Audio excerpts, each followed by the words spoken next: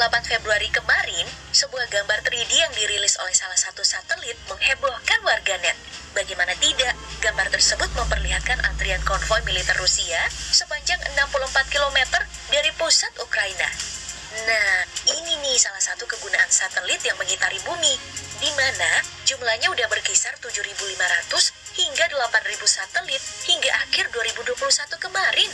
Dengan jumlah semacam itu, penasaran gak sih gimana satelit-satelit ini diluncurkan? Kalau kamu penasaran, yuk kita telusuri bersama dalam DP Proses kali ini. Peluncuran satelit dan cara kerjanya.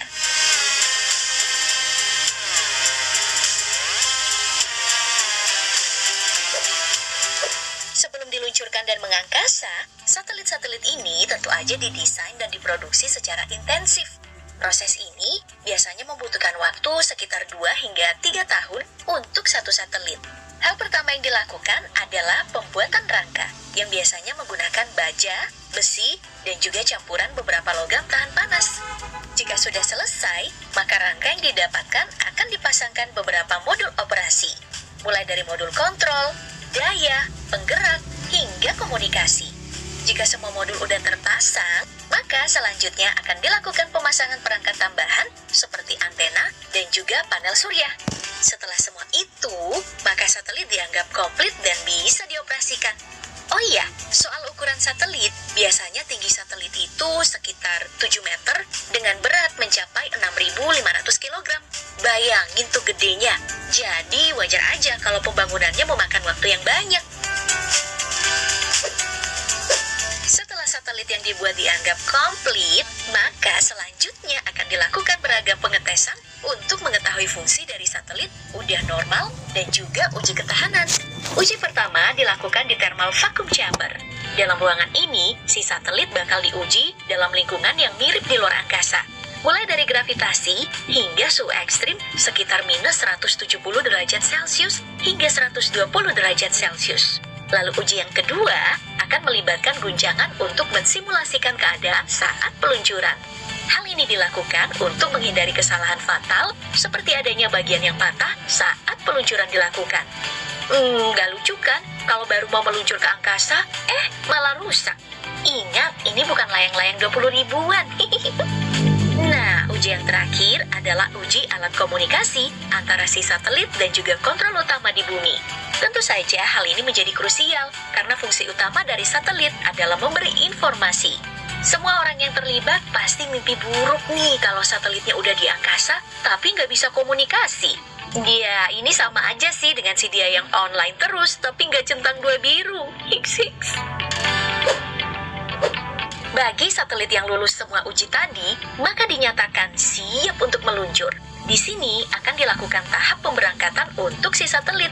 Hal yang unik dari proses ini adalah satelit bakal dibongkar ulang menjadi beberapa bagian, lalu dikirim satu persatu menggunakan pesawat raksasa Antonov.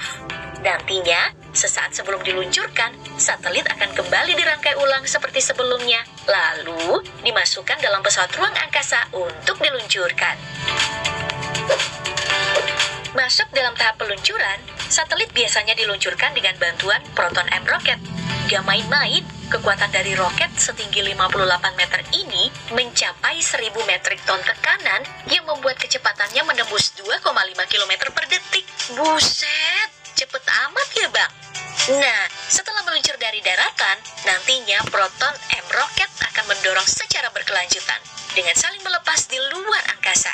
Pelepasan bagian ini terdiri dari 3 level yang masing-masing akan mengurangi beban dari si satelit. Pelepasan yang terakhir lah baru nantinya satelit diekspos dan siap untuk menjalankan tugas. Saat mengorbiti bumi, satelit akan berada di ketinggian 200 km dengan kecepatan mengorbit sekitar 1 jam 28 menit per putaran. Jadi dalam satu harinya, tiap satelit akan mengelilingi bumi sekitar 15 kali dalam sehari.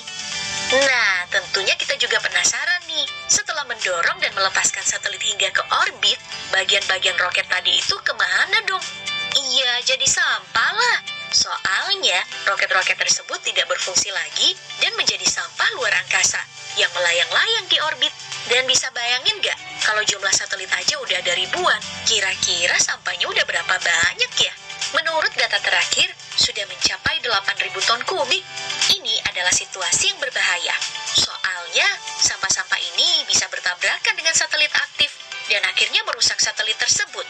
Seperti kejadian tahun 2009 saat satelit aktif milik Amerika Serikat bertabrakan dengan satelit non-aktif milik Rusia. Bahkan, banyak kejadian satelit malahan jatuh ke bumi. Namun sekarang, udah ada alternatif lain nih yang lebih ramah lingkungan, yaitu teknologi Falcon 9 buatan SpaceX. Teknologi ini adalah teknologi roket yang bisa digunakan ulang karena bisa kembali mendarat di bumi. Jadi, tidak sekali pakai dan tidak menambah sampah luar angkasa yang sudah ada. Bagi Elon Musk selaku pemilik dari SpaceX, Falcon 9 ini adalah masa depan manusia dan juga pencarian antariksa. Wah, ini sih bau-bau promosi buat cuan ya namanya. Setelah satelit sampai di luar angkasa dan mulai mengorbit di bumi, di sini